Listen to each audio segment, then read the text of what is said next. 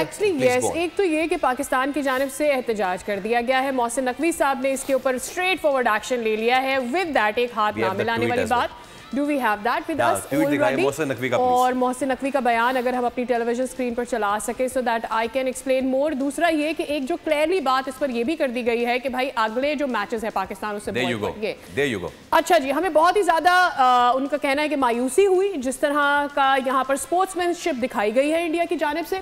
और फिर वो ये कहते हैं कि पॉलिटिक्स को घसीट के लाना इस सारी सूरत हाल में इंतहाई अफसोसनाक है।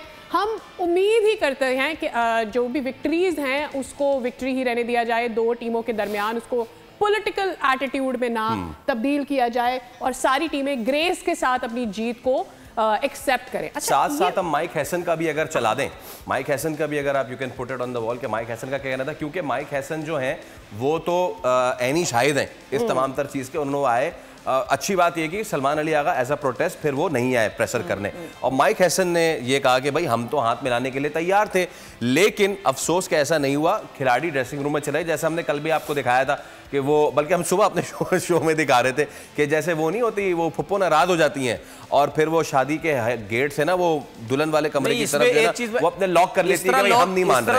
इस तरह लॉक करते क्या इज्जत लूटने जा रहे थे तुम्हारी क्या? we have to rebuff that। लेकिन अब सिचुएशन ये है कि अपने अपने हिस्से में होती है बात भाई, अपने अपने हाथ में होती है। बट ये है कि जिस तरीके से वो अंदर चले गए, मैं इसको रिफ्रेश कर देता हूँ, वो ऐसे चले गए जैसे उनको डराया, वो बोले बाजी डर गई, बाजी डर गई, और वो अंदर चले गए, उन्होंने कमरे में ताला लगा दिया। इतनी बचकाना हरकत, इतनी बचकाना सोच। और उसका अच्छा, पहले तो आप नहीं, आप एक काम करते ना, आपने हाथ नहीं मिलाना था, आप सीना चौड़ा करके ग्राउंड में खड़े रहते, नहीं मिलाते आप, वो बनता। आप चले गए अंदर, आप छुप गए और आपने कमरे को लगा दी कुंडी, और उसके बाद आप प्रेस कॉन्फ्रेंस में आके सीना चौड़ा करके बता रहे नहीं, मैं तो ये कहता हूं कि कुछ चीजें जो हैं वो स्पोर्ट्समैन स्पिरिट से ऊपर होती हैं। एटीट्यूड ऐसा था कि उनके अपने अंदर शर्मिंदगी इतनी भरी हुई थी कि वो नहीं चाह रहे थे कि मीडिया उनको फॉलो करे।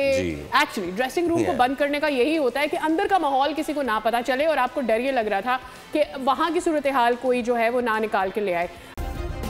सब्सक्राइब करें और बेल दबाएं ताकि कोई खबर रह न जाए।